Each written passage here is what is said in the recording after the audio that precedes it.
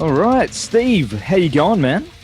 I'm good, dude. I'm good. It's a pleasure to be chilling with you. Yeah, thanks for zooming in with us on Yeah. everblackmedia.com. We've only done a couple of these, so we're getting into them. So we appreciate you hanging out on this Sunday night.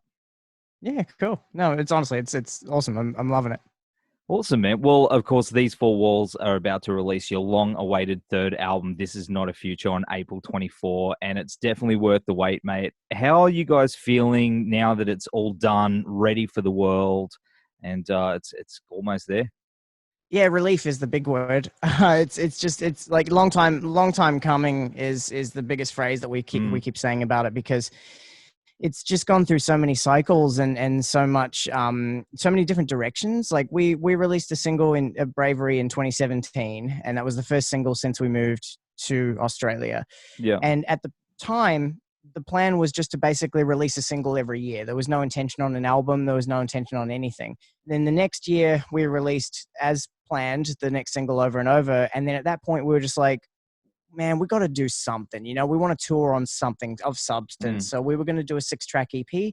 And then once we'd finished recording those 6 tracks, we just thought, man, we're halfway there. Let's just finish this thing. And so that's kind of how the album came to be. So it's been like 3 years in the making of writing and recording and in and out of the studio. And now that it's finally done and less than a month to release, we are just relieved as all hell, man. Truly.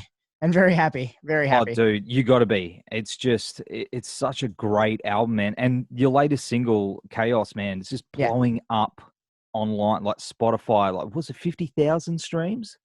Yeah, and it's in the first 3 weeks, which is like Dude. that's easily the best performing single we've put out. And I personally, I love it. I think it's the best single we've put out. It's kind of got a bit of everything. It's still like it's a little bit of a new direction for us, but it certainly just still sounds like us. It's cool. It's of the same ilk as Bravery was. So it's nice to kind of have the first single of the album and the last single of pre-release of the album and on just being kind of the same ilk. Yeah. We're really happy with it. Yeah, awesome, man. And of course, the album was crowdfunded to complete it, I believe. And you had a lot of support from people to reach that goal. You know, what were those challenges that you guys were facing to wrap it up and get it finished? Yeah, I mean, financial. That was the Yeah, of big course. challenge. Yeah, Like, I mean, it was, and we were so honestly heartwarmed and blown away by it. We were petrified to even bring it up. We've never asked for anything. We've kind of always been an independent band, but we've always wanted to do it ourselves, and we've always had help and support with merch and album sales and that. But actually putting a hand out is the thing that really scared us. And we just didn't think we'd even get close to it. We thought it would run the 30 days and we'd might get halfway there, but we reached the full thing in 3 days. And it honestly blew our minds, and we were so appreciative. It was ridiculous. But so then we had most of the songs written for the album and we were ready to go. And then when it happened like that, we realized, oh, there are actually people clearly that want this album. So we kind of took those 6 songs and worked really closely with Luke Palmer, our producer for the album. And I think only 3 of those songs actually made the album. We just went back to drawing board and said, we got to do the best thing we can. And because people care clearly. So yeah, we just, and then, yeah, so the 3 songs that were there already just didn't make the cut. We wrote better ones and that was because of the positivity we got from the crowdfunding. man, it's awesome. And people are just, the response so far for the songs release are just incredible. And once this album drops, I mean, I hope you guys are prepared. It's gonna blow up, dude. I mean, it's like either way, I just want people to listen to it. That's the big one. But like, we are very proud of it. I mean, we've done 2 albums and we're proud of both of those albums. But I think collectively as a group, like all of our best performances are on this album.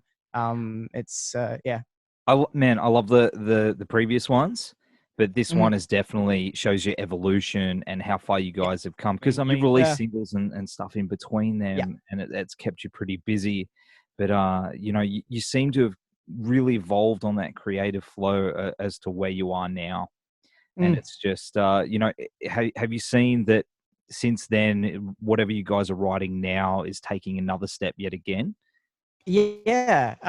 Like we've certainly slowed the path since finishing this album, because we wrote, I mean, I should open this Dropbox, but there's nearly 100 songs here that we wrote for this album, you know, like, and I mean, not in completion, you know, some of them are a verse and a chorus, some of them are just a guitar riff and a vocal, you know, but there was just so much content that we didn't burn ourselves out, but we're taking a little bit of time now to just like learn how to play these songs properly, so that when we can finally get out and tour, we're actually bringing the best result of these songs we can.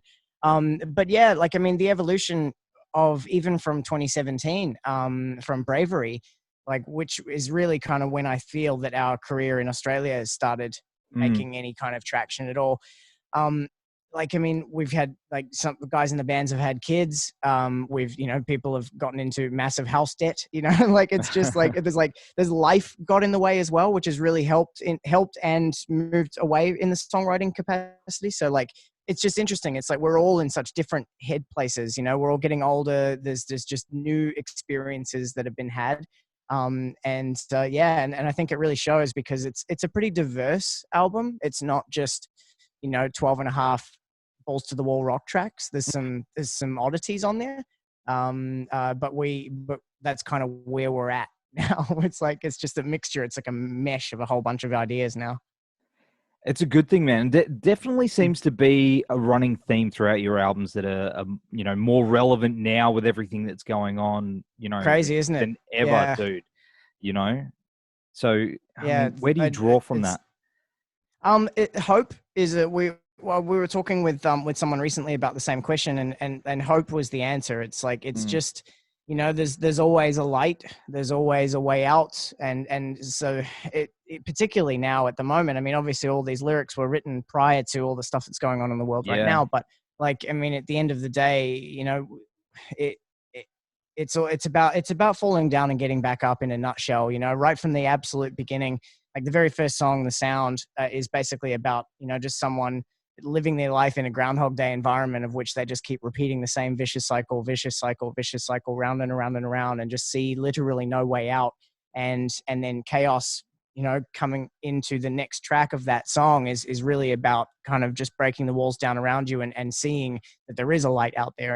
And that theme flows all the way through the album. Like, it's very in your face.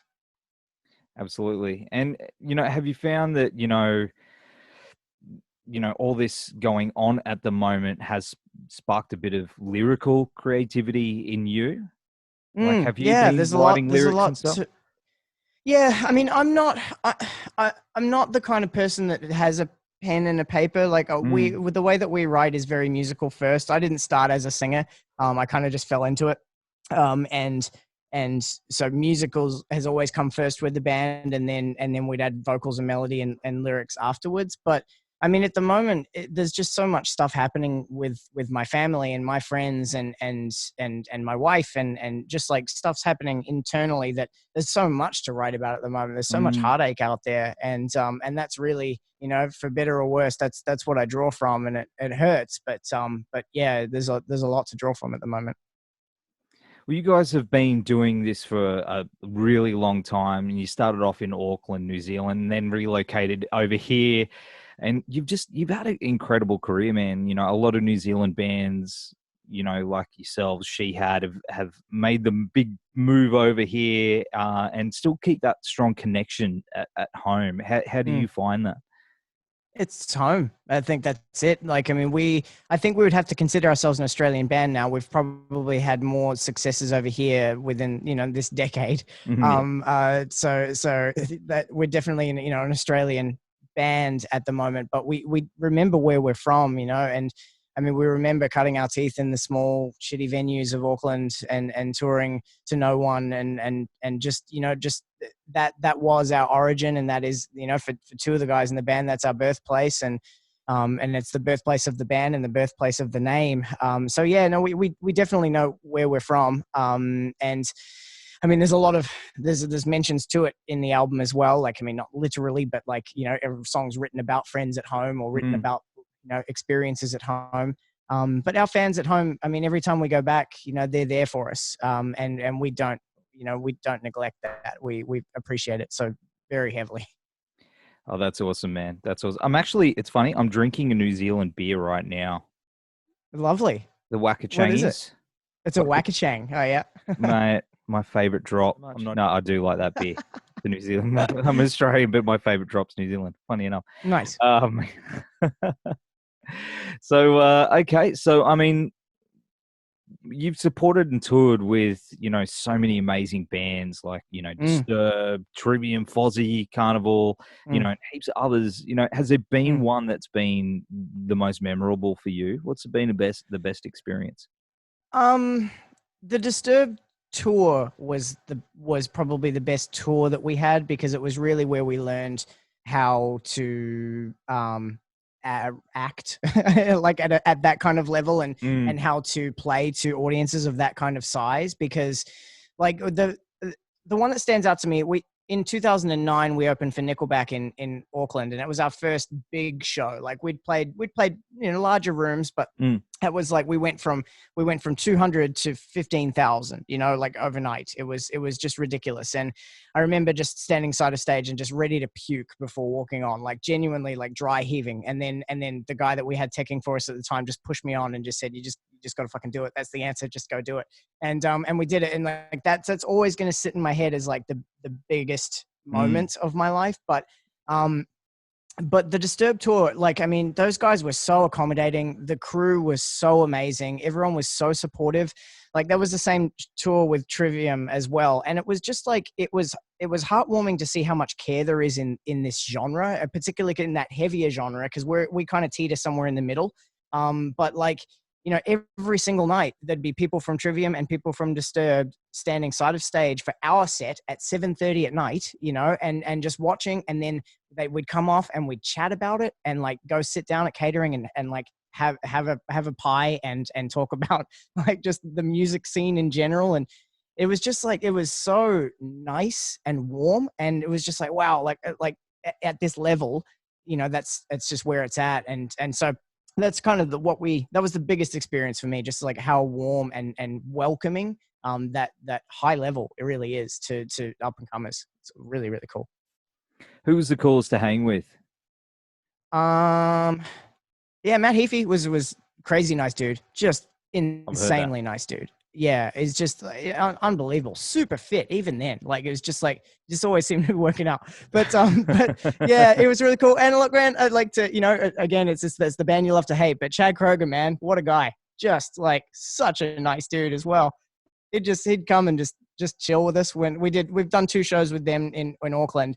And just each time he'd just come and hang. He didn't have that kind of like lead singer syndrome or too big for anyone. He'd just be walking the halls and stop and have a chat. It was really weird, like surreal. But it's like, yeah, that's Chad Kroger. But yeah. That's awesome, man. That's awesome. And of course, I mean, when all this settles down, I mean, what's the plan for touring and shows when this is all over? What have you guys been talking about that?